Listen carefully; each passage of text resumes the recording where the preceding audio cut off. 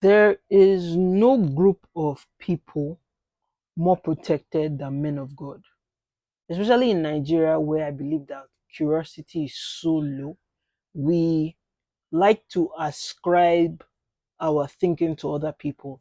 And once those other people are quote unquote hearing directly from God and can give us direction on where to go, how to turn left, how to turn right, we feel the need to defend them consistently without actually spending time to actually ask ourselves the question of, is what this person saying, does it make any sense?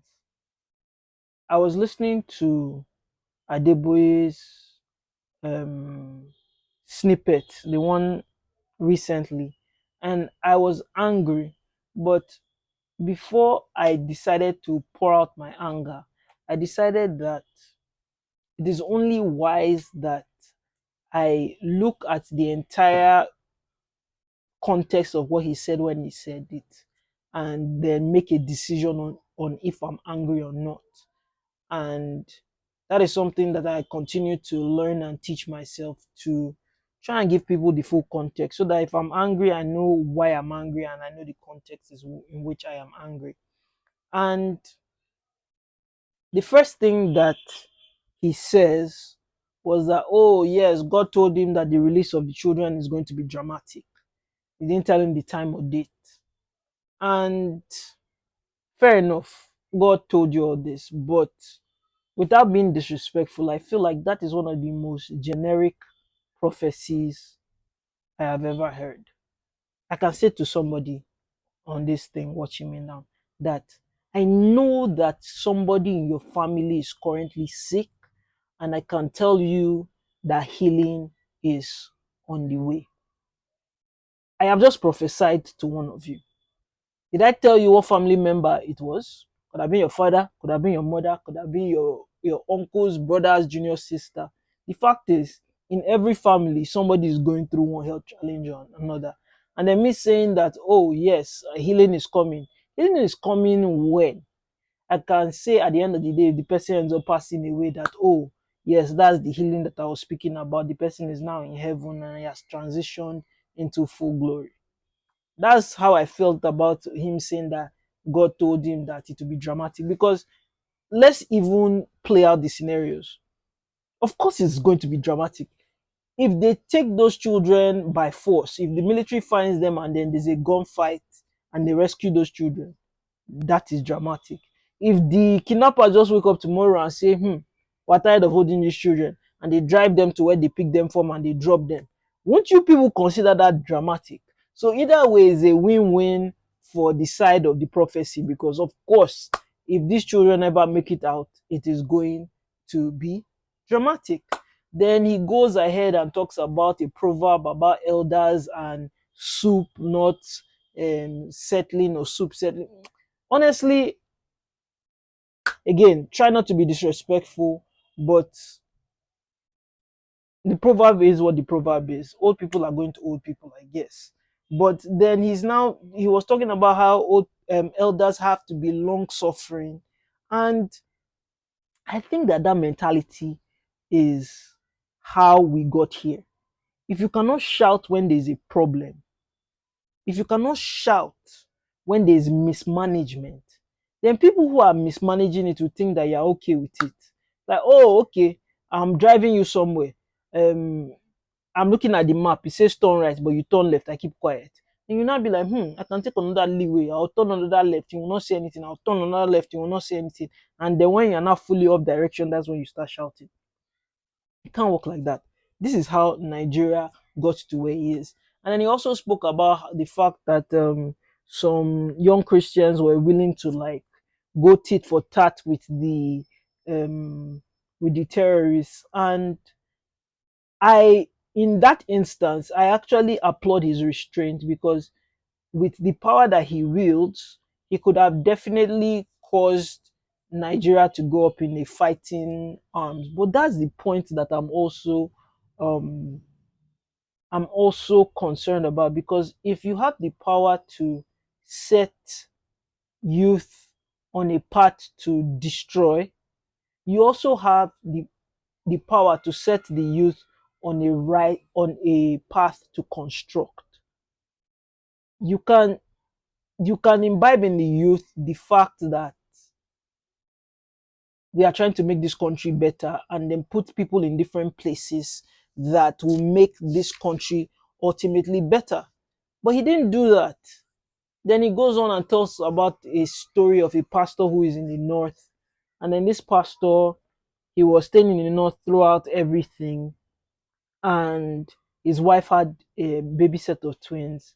And then they were executed by the terrorists.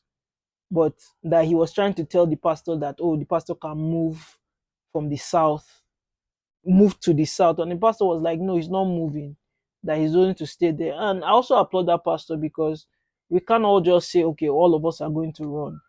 And then now, even in the north now, from what he said, there's an IDP camp, and there are schools that are going up.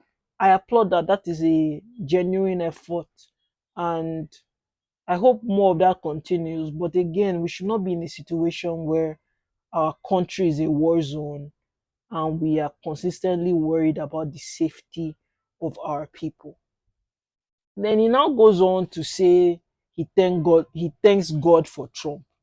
Personally, I have an issue with Christians who find Trump appealing. I don't know why. I just have that issue.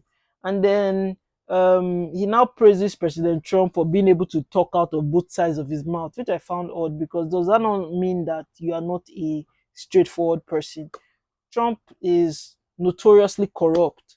And so to be on stage, maybe it's tactical just to make, because Trump is very easy to be flattered. So maybe it's tactical just to flatter him.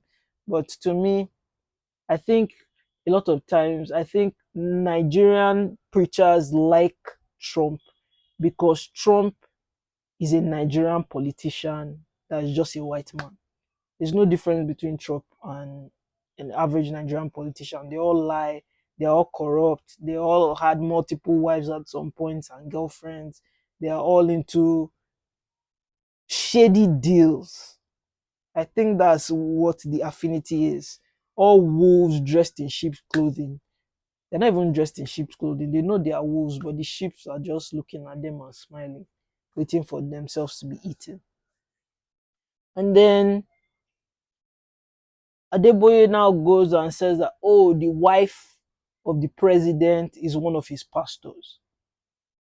And that to me is a sign of influence, but it's also a clear sign that there's an issue of, what will I call it? Product control in RCCG.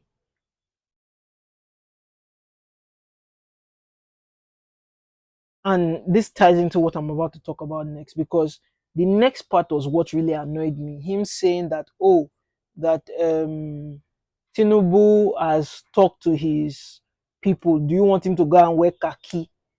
And I question that, because if you are thinking like that, it now makes sense how the leadership in RCCG is ultimately.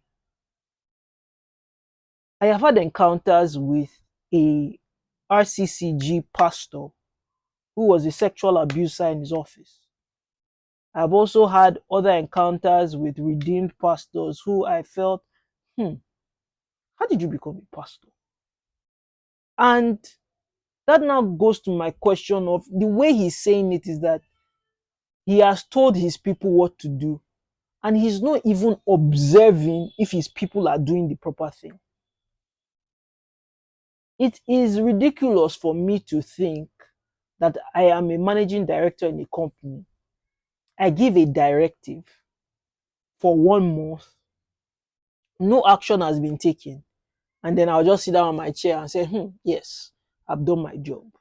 I've given them instruction. Sure, you know, go they follow up me. I don't understand. I legitimately don't understand what that statement was, and it made me very angry. But I think I'm also at the position where I have effectively just given up on Nigeria and Nigerians, because in this entire thing, it is clear that we are all complacent. We are in a culture of respect your elders, culture of respect your pastors. But all these people are acting like they do not deserve to earn the respect that we give to them. Everybody needs to be respected. Everybody needs to be respected as your autonomy as a human being. But beyond that, you are a human being. You have to show workings every time. I am not going to respect you simply because you are old. Okay, you are old. Congratulations, you've survived. What have you done with the age that you have? How are you positively affecting my life going forward? How are your words impacting what the world is going to look like for generations to come? That is where respect should lie. That is where respect should lie. So for me, I didn't I I'm not with what Adeboye said on that this thing, but I'm not going to come out and start insulting him, because what's the point? Let me know in the comment section below what you think about that entire video. Let me know what you think I've missed. Let me know why you defend your pastor so vehemently when there's a potential that that person can be wrong. I want to know why you feel that your pastor is the closest person to God for you, and you cannot reach out to God for yourself, and you cannot question what your pastor says. Let me know in the comment section below. See you on the next video. Goodbye.